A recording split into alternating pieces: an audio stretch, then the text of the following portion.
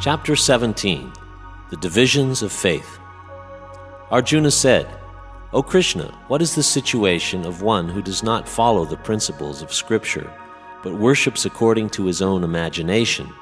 Is he in goodness, in passion, or in ignorance?" The Supreme Lord said, "According to the modes of nature acquired by the embodied soul, one's faith can be of three kinds: goodness, passion, or ignorance. Now hear about these. According to one's existence under the various modes of nature, one evolves a particular kind of faith.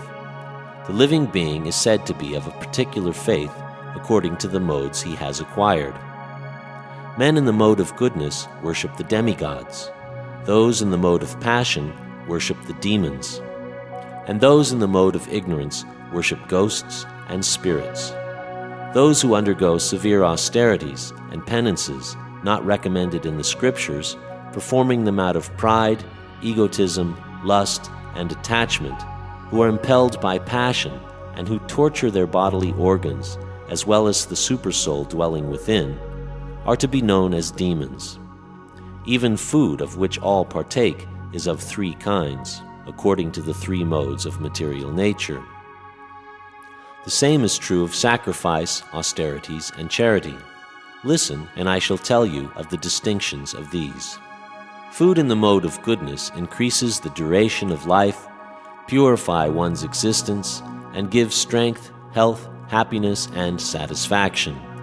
Such nourishing foods are sweet, juicy, fattening, and palatable.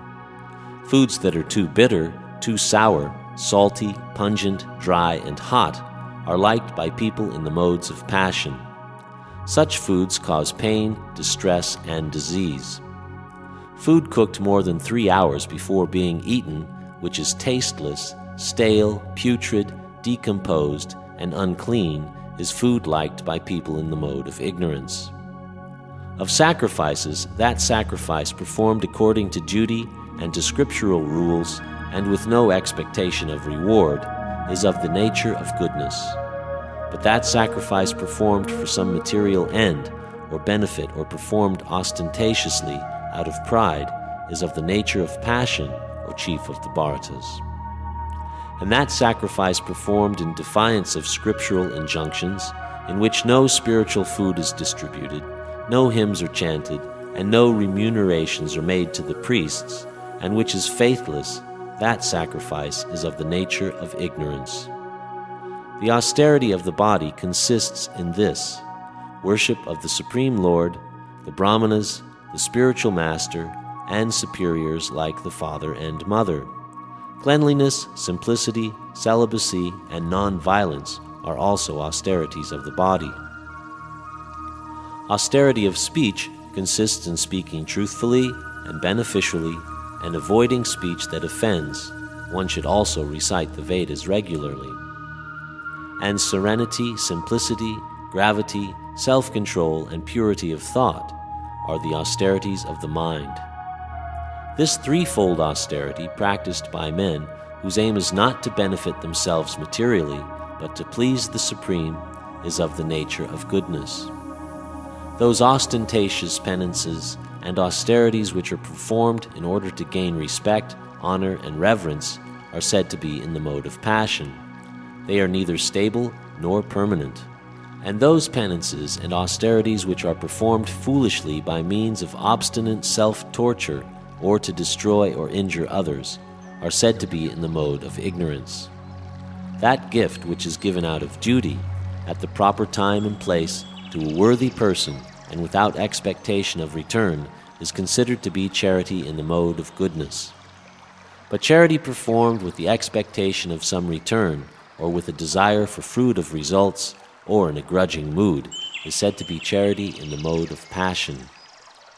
And charity performed at an improper place and time, and given to unworthy persons, without respect, and with contempt, is charity in the mode of ignorance. From the beginning of creation, the three syllables Om Tat Sat have been used to indicate the supreme absolute truth, Brahman. They were uttered by Brahmanas while chanting Vedic hymns and during sacrifices for the satisfaction of the Supreme. Thus the transcendentalists undertake sacrifices, charities, and penances, beginning always with Om, to attain the Supreme. One should perform sacrifice, penance, and charity with the word Tat. The purpose of such transcendental activities is to get free from the material entanglement. The absolute truth is the objective of devotional service, and it is indicated by the word Sat.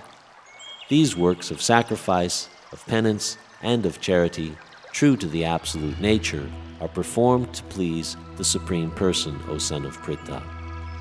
But sacrifices, austerities, and charities performed without faith in the Supreme are non-permanent, O son of Pritha, regardless of whatever rites are performed. They are called asat and are useless both in this life and the next.